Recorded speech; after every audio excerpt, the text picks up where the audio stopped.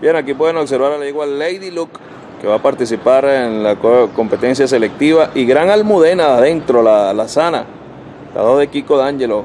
Gran Almudena, que va a ser conducida por Leonel Reyes Ramos, y Lady Luck, una yegua muy bonita que va a su prueba de fuego este fin de semana. Vean las dos pupilas de Kiko D'Angelo, Gran Almudena y Lady Luck, una parejita galopando suave los dos.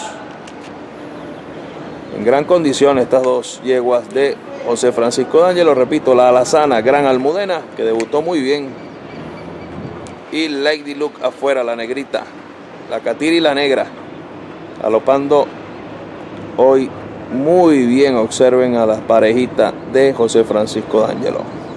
Lady Luck afuera y Gran Almudena adentro, la 2 de José Francisco D'Angelo.